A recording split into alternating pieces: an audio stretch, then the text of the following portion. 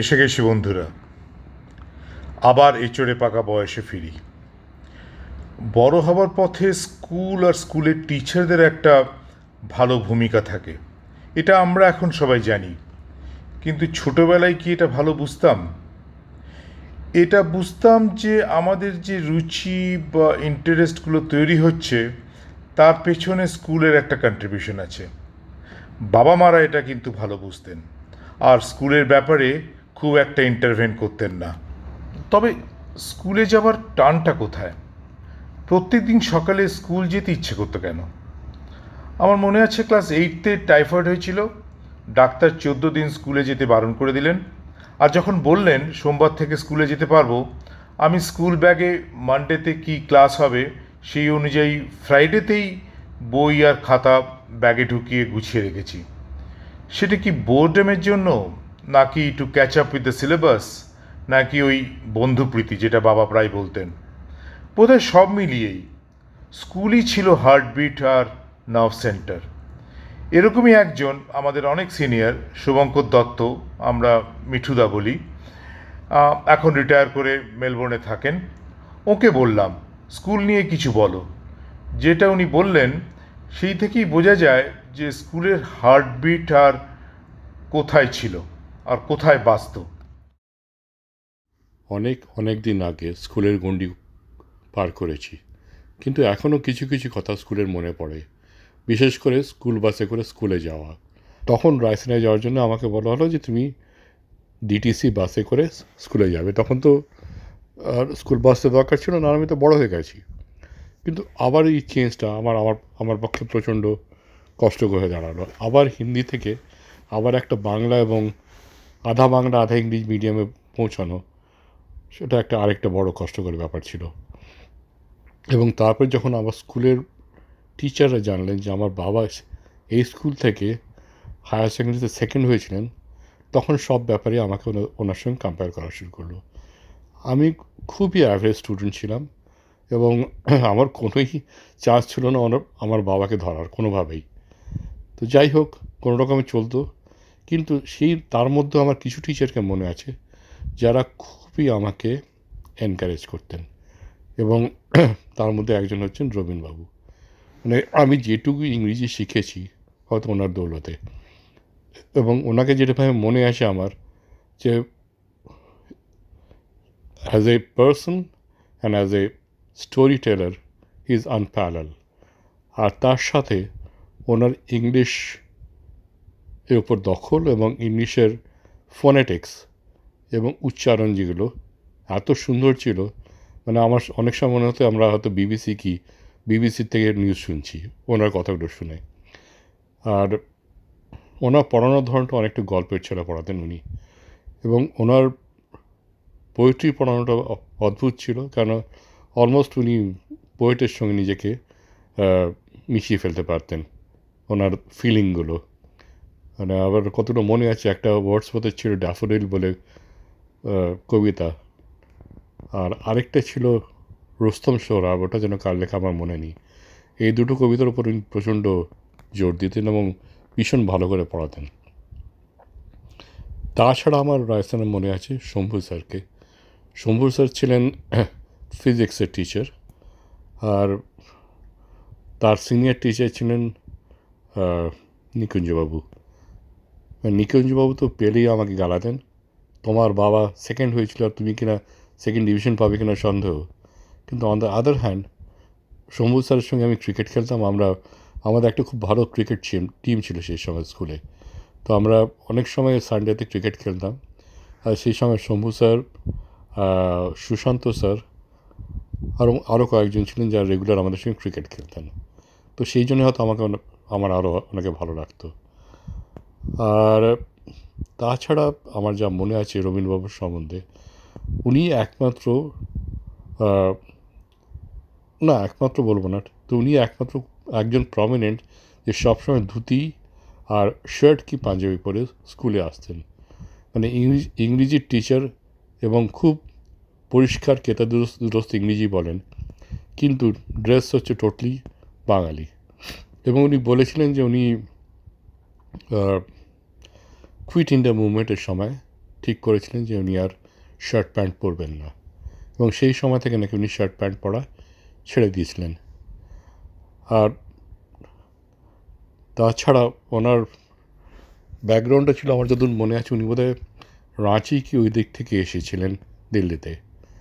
তো ওইখানকার গ্রামের এবং পাহাড়ের ডেসক্রিপশন ভীষণভাবে মানে গল্পের মধ্যে থাকতো ওনার। আর ওনার আরও একটা গল্প আমার মনে আছে, একটা আফ্রিকান গল্প। আফ্রিকাতে কোনো মিশনারি যে ছিল ওখানে, এবং তার ট্রাভেলটা নিয়ে গল্পটা, মানে অদ্ভুত গল্প বলতেন। অনেক সময় আমার মনে হতো যে আমরা হয়তো আফ্রিকার জঙ্গলে পৌঁছে গেছি। আর আরেকটা জিনিস আমার যেটা সবসময় মনে আছে ওনার, যে উনি আমাদের ক্লাস 10 ক্লাস টিচার ছিলেন। তো মাসে একবার ফিস নেওয়া হতো। ফিস তখন খুবই কম ছিল, আমি আর জানি না এখন কত। আমার যত মনে হয় যে 3.25 টাকা ফিস ছিল। তো উনি যেদিন ফিস নিতেন, সেদিন পিরিয়ড 1 থেকে নিয়ে পিরিয়ড 4 অবধি, মানে রিসার্চ অবধি উনি ফিস নিতেন। উনি বলতেন, দেখো এই ফিস নেওয়াটা তো আমার কাজ না, যখন আমাকে দিয়ে যে কাজটা আমি করবো, কিন্তু তার সঙ্গে সঙ্গে আমি আমার গল্প বলবো, আমার জীবনের অভিজ্ঞতা বলবো, এবং অনেক কিছু নিয়ে কথা বলতেন সেই সময়টা। এবং সেই কথাগুলো আমার মনে এখনও অনেক কিছু গেঁথে আছে। মানে স্বাধীনতা সংগ্রামের সময়কার কথা, ইংরেজি লিটারেচারের কথা, এবং সমসাময়িক সেই সময়কার কি হচ্ছে না হচ্ছে সেই সব নিয়ে কথা বলতেন অনেক সময়। কিন্তু ওনাকে আমি কখনো শুনিনি অন্য কোনো টিচারের সম্বন্ধে কোনো কথা বলতে। এবং ওনার যে ব্যক্তিত্বটা ছিল, আমার মনে হতো এটা সবার থেকে আলাদা।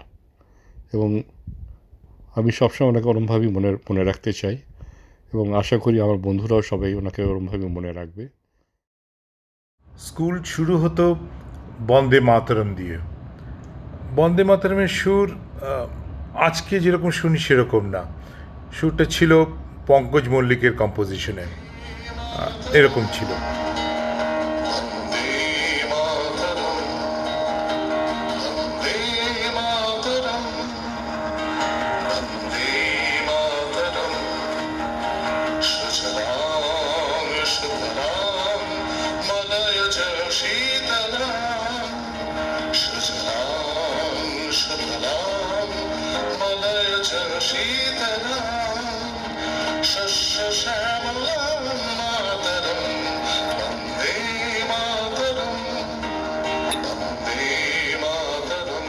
আর সঙ্গে সঙ্গেই প্রত্যেক দিন ক্লাস 3 থেকে ক্লাস 11 প্রত্যেক দিন সকালে আমরা চোখ বন্ধ করে শুনতাম, চিত্ত যেথা ভয়শূন্য, উচ্চ যেথা শির, জ্ঞান যেথা মুক্ত, যেথা গৃহের প্রাচীর, আপন প্রাঙ্গণতলে দিবস সর্বরি বসুধারে রাখে নাই খণ্ড ক্ষুদ্র করি।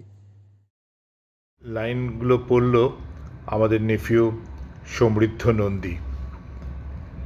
এই আবৃত্তির মধ্যে মাথায় ঢুকে গেল স্বাধীনতা কাকে বলে। মানুষের মধ্যে কোনো ভয় থাকবে না, মাথা উঁচু করে সম্মানের সঙ্গে বেঁচে থাকবে, যেখানে জ্ঞান হবে উন্মুক্ত, তাতে থাকবে না কোনো ভেদাভেদ। কিন্তু কবির এই ভাবনাকে এক্সপ্রেশন দিতেন কয়েকজন টিচারেরা। তাদের মধ্যে একজন ছিলেন রবীন স্যার বা রবীন বাবু। তবে রবীন স্যার এলেন ক্লাস 10-তে, কিন্তু তার আগেই উনি রাইসিনা স্কুলের আইকন। অনেক এক্স স্টুডেন্টরা বলতেন, তোরা রবীন স্যারের কাছে পড়েছিস? যখন ক্লাস 10-তে ফার্স্ট এলেন, ঢুকেই প্রথমে বললেন, জানলাগুলো খুলে দাও তো। আমাদের টেক্সট বই ছিল টেল অফ টু সিটিজ। আমরা তো বই বের করে রেডি হয়ে বসে আছি। উনি শুরু করলেন, আর আমরা টিনটিনের টিন্স থেকে প্রিন্স মিশকিনের ওয়ার্ল্ডে পৌঁছলাম। আমরা ভাবছি উনি কি ভুল ক্লাসে এলেন, এটা তো সিলেবাসে নেই। এরপরে যেটা হতে থাকলো সেটা magic. Tintin, Handa Bhonda, Batul the great, Nonte Phonte, Tuntuni, মাটির ভেঁপু, চাঁদের পাহাড় থেকে এসে পড়লাম, Dracula, Shangrila, French revolution, French invasion of Russia, Indian independence, এইসবের জগতে। এই যে শুভঙ্করদা কয়েকজন স্যারের নাম করলেন, তাদের প্রত্যেকের একটা করে ডাকনাম ছিল, লিগ্যাসি আর কি, সিনিয়ররা রেখেছিল। নিকুঞ্জবাবুর টাক ছিল, তাই আমরা তাকে টঙ্কু বলতাম। বায়োলজি স্যারকে আমরা ব্যাং বলতাম, এরকম আর কি। কিন্তু রবিন স্যার ছিলেন রবিন বাবু বা রবিন স্যার। যে বছর আমরা ক্লাস 11তে উঠলাম, সেই বছর স্কুলের গোল্ডেন জুবলি। আমাদের ক্লাস করবে জুলিয়াস সিজার, আর প্লেটা ডাইরেক্ট করবেন রবিন স্যার। অমিত চ্যাটার্জি, যে ক্লাস 8তে এসেছিল, সে হবে জুলিয়াস সিজার, আর আনন্দ চ্যাটার্জি করবে ব্রুটাস। অমিতকে যে কতবার স্টেজে পড়ে যেতে হয়েছে একটু ব্রুটাস বলতে বলতে। দুর্ভাগ্যবশত আনন্দ আর আমাদের মধ্যে নেই। অমিতকে বললাম রবিন স্যার সম্বন্ধে কিছু বলতে। পুরানো সেদিনের কথা বলবি কি রে হায়, সে চোখের দেখা প্রাণের কথা সেই কি ভোলা যায়? I'm not much of an investor into nostalgia, but when Ronobir asked me to say a few things about Robin Sir, tears welled up in my eyes. Was it only due to the respect for a teacher beyond expectations like him, or due to the guilt of having committed myself not to wallow in things left behind? I don't know. Maybe a mix of both. What I or other students feel when the name Robin Sir comes to our ears or mind is no exception. He was the exception. Robin Sir taught us English only for the 1 year of our time in school, in the 10th grade. As per government regulations, he was not allowed to teach our final year in school, the 11th grade, since he was not a PGT, a postgraduate teacher. What a pity. Given the choice, even at 61, I would drive 1,000 kilometers to sit in a classroom that is graced by a teacher like Robin Sir. We were finishing up school in 76, had waited with no choice to get to the 10th grade, so that we spent 45 minutes every day in a classroom with this legend of an exemplary teacher. A man who would teach us English, dressed in the traditional attire of a respectable Bengali, starched dhuti, Punjabi, his feet always draped in brown socks and those shining pump shoes. His right Punjabi pocket will be hanging low, weighed by the cigar case he would pick one from and light up when sitting with a book in his corner of the teacher's room. We would hang on to each word he uttered in his rich baritone as he would tell us a serialized story one day in a week.